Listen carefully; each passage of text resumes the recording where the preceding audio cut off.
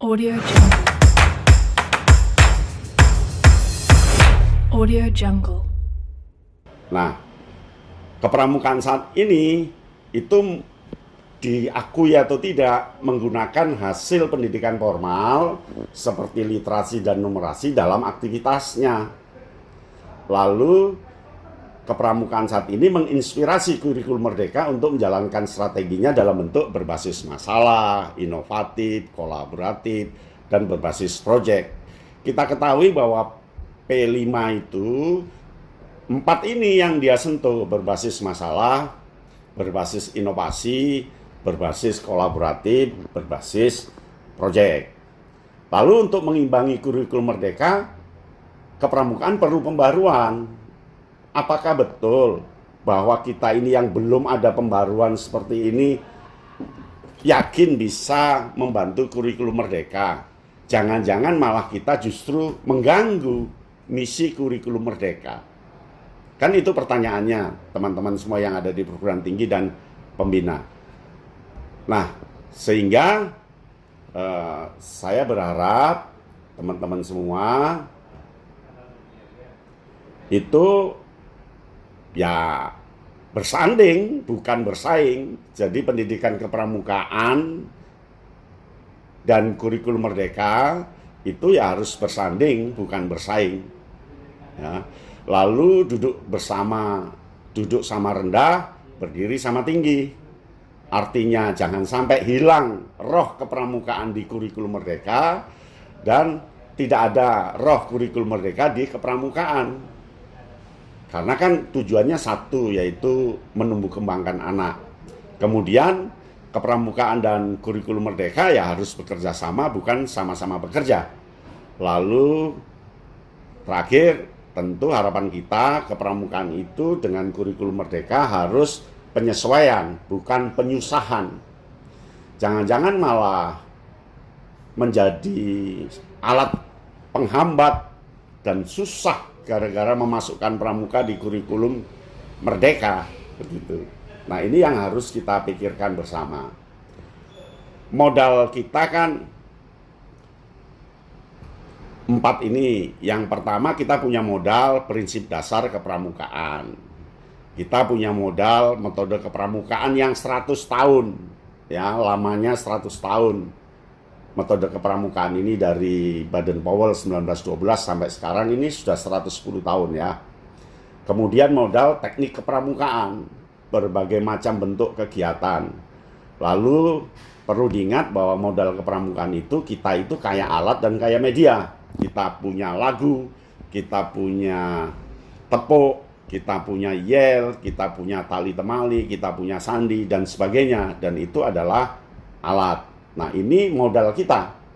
Pertanyaannya, apakah modal ini berterima bagi kurikulum Merdeka, begitu? Atau justru kurikulum Merdeka yang akan bantu kepramukaan? Ini yang jadi pertanyaannya. Selama ini kita kan sombong sekali, seolah-olah kurikulum Merdeka harus kita bantu lewat model kepramukaan.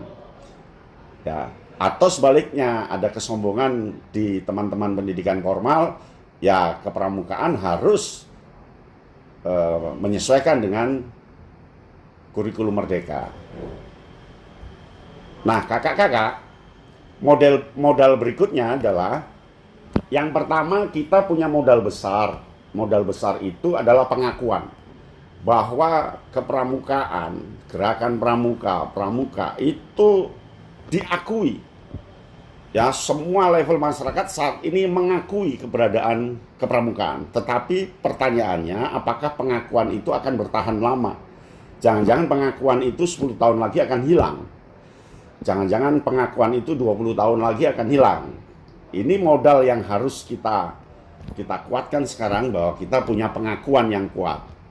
Modal kedua, kita punya pengalaman melakukan kegiatan, pengalaman melakukan pendidikan, pengalaman yang lain. Dan pengalaman itu tentu dicatat oleh sejarah. Pertanyaannya, apakah pengalaman itu akan habis di 10 tahun ke depan? Karena pengalaman itu sudah tidak menjual, sudah tidak punya daya tarik. Lalu modal ketiga adalah kita punya kekuatan perlibatan, ya. Ada program apa kita langsung melibatkan diri, ada program apa kita melibatkan diri, ada program apa kita melibatkan diri. Seolah-olah kita ini tenaga yang bagus, yang baik, yang siap melibatkan diri. Lalu modal kepramukaan berikutnya adalah persaudaraan. Jadi kita punya kekuatan persaudaraan yang menghilangkan leveling. Jadi ketika pramuka sudah hilang itu profesornya, sudah hilang jenderal, sudah hilang yang lainnya, persaudaraan penuh, dan ini mendunia. Pramuka dunia itu brotherhood. Lalu pengalaman berikutnya adalah pergerakan. Jadi kita ini sebuah gerakan yang membuka diri dari semua kalangan untuk bisa bersatu padu membangun kepramukaan. Ini modal besar kita. Ya. Nah, apakah modal besar itu lalu dalam implementasinya anggota dewasa itu menghegemoni anak-anak? Jadi informasi itu harus dari anggota dewasa masuklah ke anak-anak. Ataukah pola kedua, anak-anaklah yang akan gurui kita, anak-anaklah yang akan menjadi agen yang akan memberitahukan kita, anak-anaklah yang akan memberikan asupan-asupan informasi pada anggota dewasa. Atau yang ketiga, sejajar alirannya, tetapi dari anggota dewasa mengalir sejajar ke anak-anak, atau anak-anak yang sejajar dengan kita mengalirkan ke kita.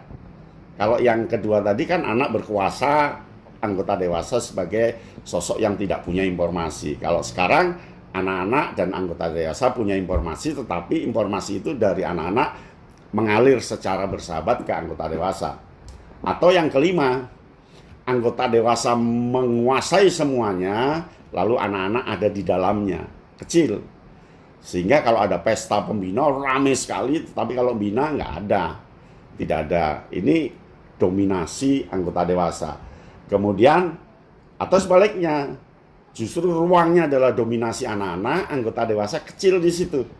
Jadi anak-anaklah yang berkiprah, anak-anaklah yang berkarya, anak-anaklah yang kreatif, lalu anggota dewasa kecil di dalam itu. Atau perkembangan dunia itu sejajar dengan anak-anak, sejajar dengan anggota dewasa, semuanya sama-sama maju untuk mengaitkan dengan keterlibatan secara kerjasama. Nah, atau lagi anggota dewasa perannya kecil, anak-anak yang perannya besar, ya. Atau dibalik, anggota dewasa dan anak-anak itu perannya sama, ya.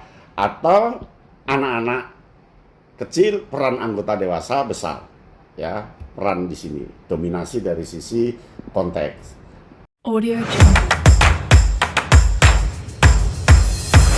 Audio Jungle.